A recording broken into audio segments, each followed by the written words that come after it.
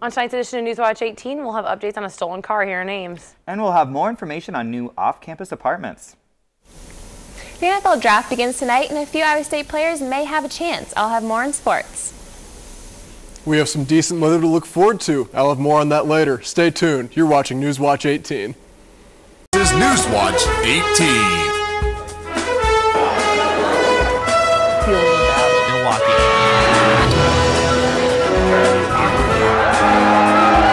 Newswatch 18 starts now.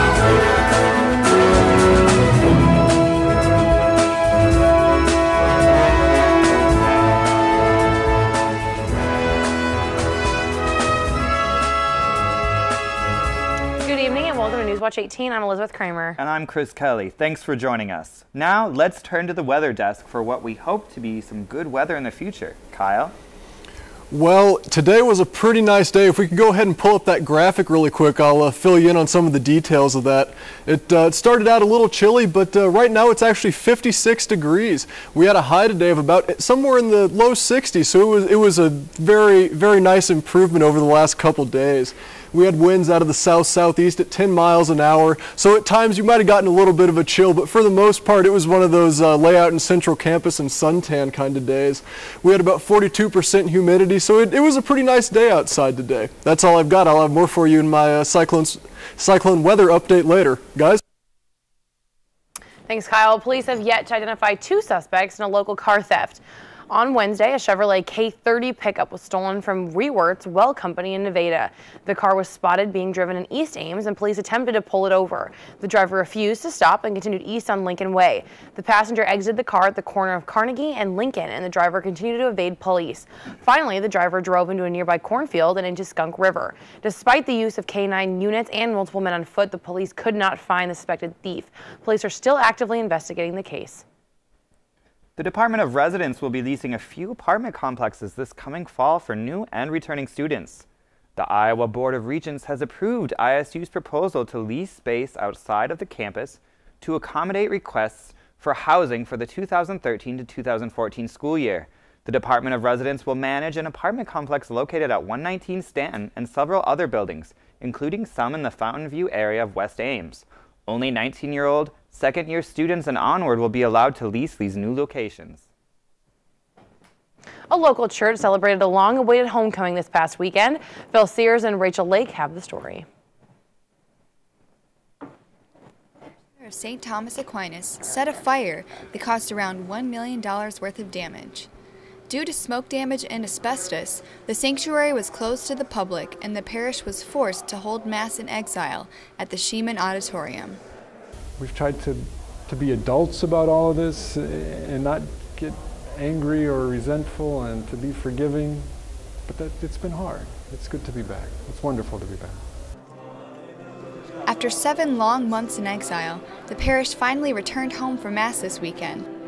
Coming back to STA today, I literally just walked into the sanctuary and I just stopped and smiled because I was so happy to be back. It's really not a describable feeling to be back in your church. I think it's been a really tough 5, 6, 7 months for our parish. We're just not able to get together like we're used to, like we want to, like we need to.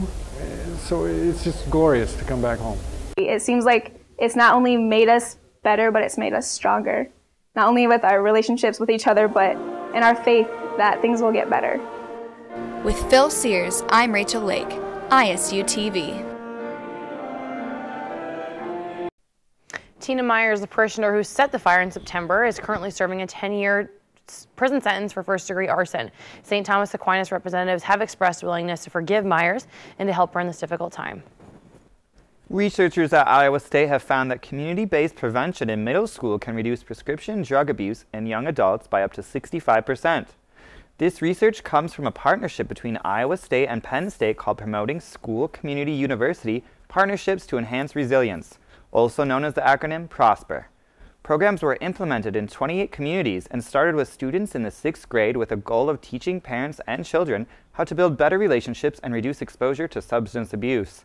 Directors of the Partnership and Prevention Science Institute, Richard Spoth, conducted follow-up surveys with the teens and families 6 years after completing the program.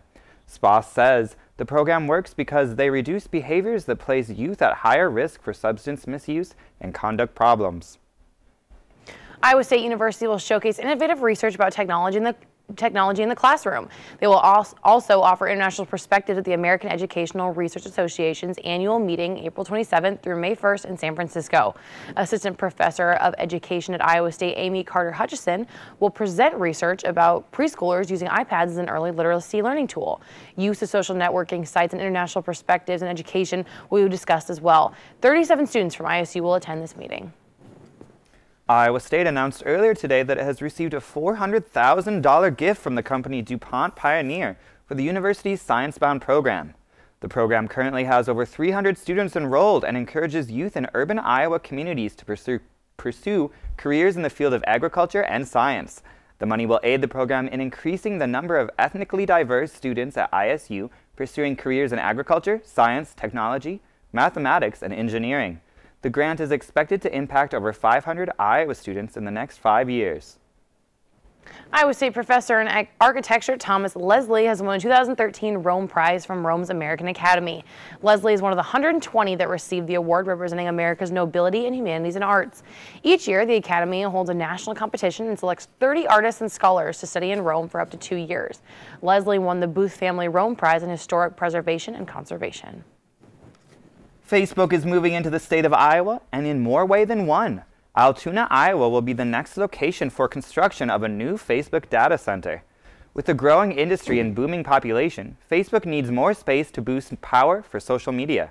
The Altoona facility will be the company's 4th data center since 2010, with the first in Prineville, Oregon. Facebook has not disclosed a cost for the new project, but they said it would be in the billions. The company is projected to break ground on a 200-acre field in June and complete it by 2014. And now we have Dani here at the desk with us. We have an exciting week coming up in sports. What do we have? It's true. Tonight we have the NFL Draft, and I'll tell you all about that and more after this break. You're watching Newswatch 18. Welcome back to Newswatch 18. I'm Dani Rondeau with your Cyclone Sports Update. It's finally here. The NFL Draft begins tonight, and 2 former Iowa State Cyclones have a good chance of being selected to play at the next level.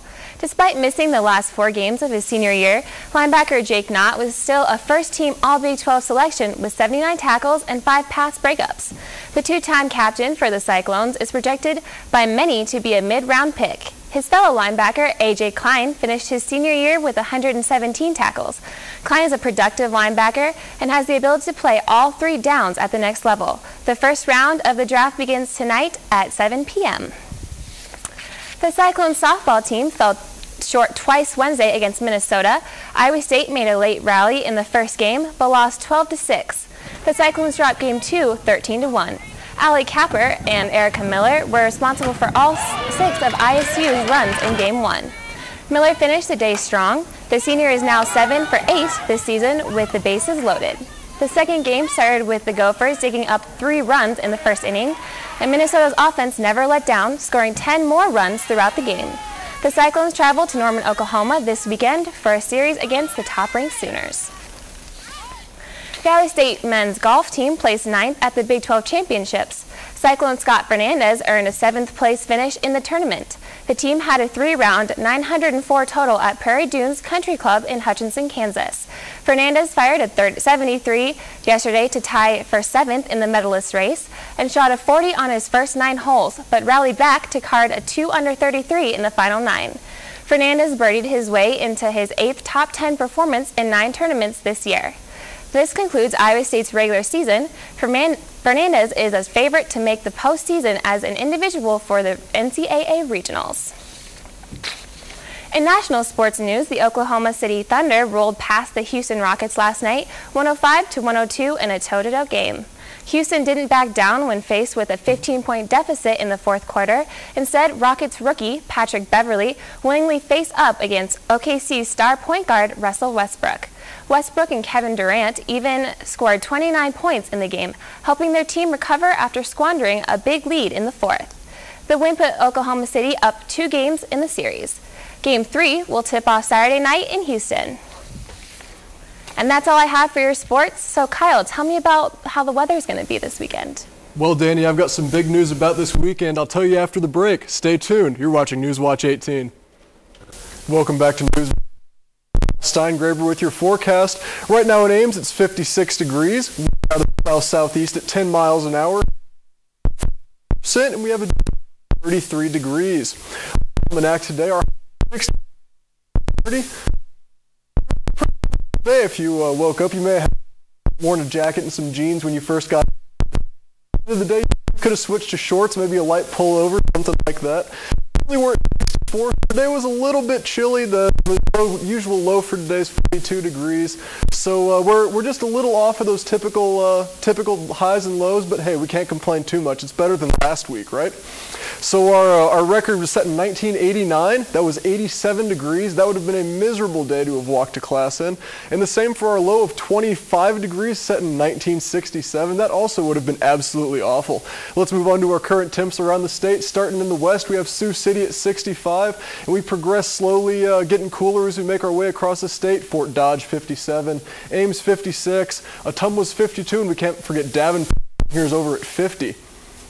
And we have our national high current temperatures right now. Starting in the west, we have Seattle's up there at 71. Making our way, we slowly get cooler. We have Denver's at 59, St. Louis 61. No one really cares about Dallas, but they're down there at 70. On the East Coast, we've got 50s, 60s, a little bit of 70s. Tonight's lows across the state, we have 43 in Sioux City, 41 in Ames, 40 in Waterloo, 37 in Davenport. Tomorrow's highs, we start in the 70s, make our way a little cooler as we go across the. And tonight's forecast is 31 with some showers. For tomorrow is a high of 68. 7-day, it gets better. The rest of tomorrow, the 68. High 76, Monday 74, Tuesday it is 77. We're looking at some great temperatures. It cools off a little bit more as we make our way progressing through the rest of the week in the 60s. That's all I've got. Back to you guys. Jack Trice will soon become more than just a football stadium. On May 18th, the Junior Cyclone Club will sponsor the first ever movie night at the Jack.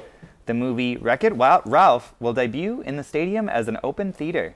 The movie will be shown on the video board at the north end of the stadium at 7 p.m. The event is free and open to the public. Now we'll wrap up the last Newswatch of the year. It's been a great one so far.